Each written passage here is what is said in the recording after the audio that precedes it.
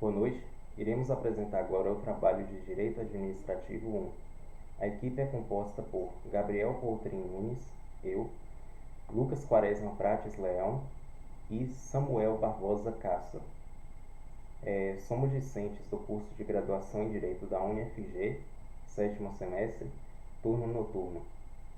E a nossa orientadora é Edilane Neves Fernandes. E nós escolhemos o tema Moralidade Administrativa. Bem, iremos começar agora falar sobre imoralidade administrativa. Conforme Maria Silvia de Pietro e muitos outros autores, entendem que imoralidade administrativa ocorre quando os atos administrativos possuem como finalidade a ilegalidade, quando há o desvio de poder, ou seja, quem está ali, o administrador, ele utiliza da função que ele tem para fazer algo que não é esperado, que não corresponde com a sua finalidade. Ele utiliza da função dele para cometer atos ilegais. A moralidade administrativa.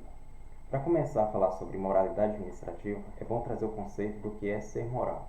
Ser moral é ser honesto, honrado, virtuoso. E a moralidade administrativa é a realização dos atos administrativos para a finalidade esperada e desejada. Exercer a função administrativa da forma esperada, pensando sempre no desenvolvimento da sociedade e do país. Ou também, se for um administrador de uma empresa, pensar sempre no desenvolvimento dos seus administrados, desenvolvimento da sua empresa. Ou seja, ter a moralidade administrativa é agir conforme esperado, conforme a lei determina, conforme a ética, a honestidade. Bem, aqui são as referências bibliográficas. E agora eu vou passar para o meu colega Lucas Quaresma Prates Leão, que vai dar continuidade ao assunto, e logo em seguida para Samuel Barbosa Castro, que vai realizar a conclusão do tema de moralidade administrativa. Olá, eu, Lucas Quaresma, dando continuidade no que tange aí o tema sobre a moralidade administrativa.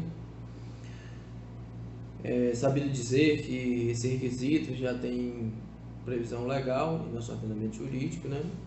Sobretudo no artigo 37 da Constituição Federal de 88.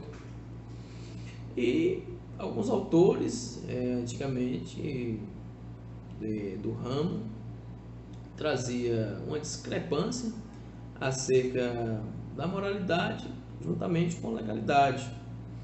Eles diziam que moralidade e legalidade seria uma coisa só, mas até por questões antropológicas isso não é passível de discussão, que são moral e direito são coisas distintas, né? Apesar que andam juntos.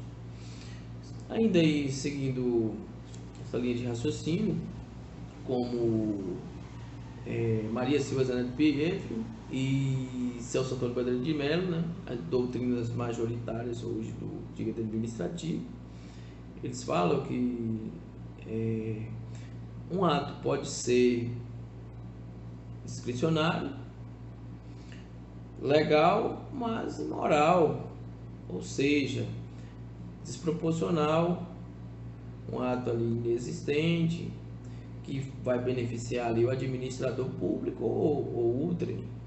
Por exemplo, uma licitação em que há um favorecimento ali direto ou indireto. Lembrando que responde tanto o administrador, também como a pessoa ali que faz vínculo com a administração, seja ela direta ou indireta, conforme está no caput do artigo supracitado. Além disso, a moralidade administrativa também é passível de ação popular, quando também há esse tipo de lesão, né, ou um risco iminente emitido aí pelo algum repartição, algum órgão, algum administrador público. Cabe salientar que o artigo 85, inciso 5 do mesmo código aí, traz também o crime de responsabilidade, onde é julgado pelo Senado, quando cometido pelo presidente da República, referente ao mesmo tema, que é a moralidade administrativa, certo? Ou seja, não basta ser um bom administrador, tem que ser ético, tem que respeitar aí a boa-fé, ter lealdade, ter transparência, ser sincero com os seus administrados. Uma vez isso não acontecendo, ele pode estar aí cometendo esses crimes, né? E causando algum tipo de dano ao erário, deve ser ressarcido, conforme o parágrafo 4º do artigo 37, certo? Então, o administrador público, além de seguir ali o que a lei determina, o ato não pode ter vícios de imoralidade. Bem, eu vou aqui concluir o assunto sobre o princípio da moralidade administrativa.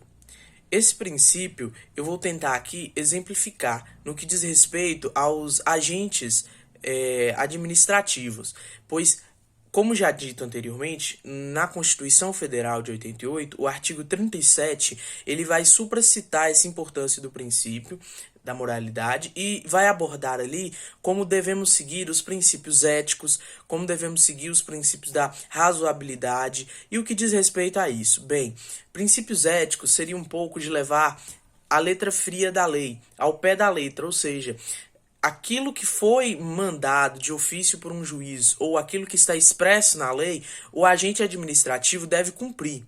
E deve sempre agir com o princípio da razoabilidade, que vai dizer respeito sobre a proporcionalidade, a ponderação de princípios, que já foi vista no assunto da supremacia do interesse coletivo sobre o interesse privado, em que devemos sempre prevalecer o interesse coletivo, mas não como absoluto, mas sim entender que o interesse privado ele não diz respeito sobre o coletivo, e já o coletivo vai dizer respeito sobre o interesse privado.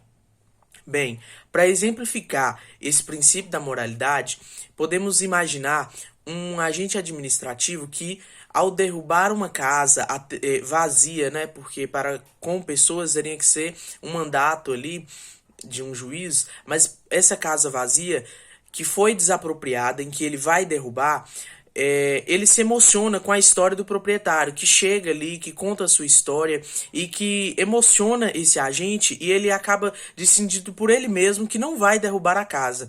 Bem, esse agente não está agindo com o princípio da moralidade.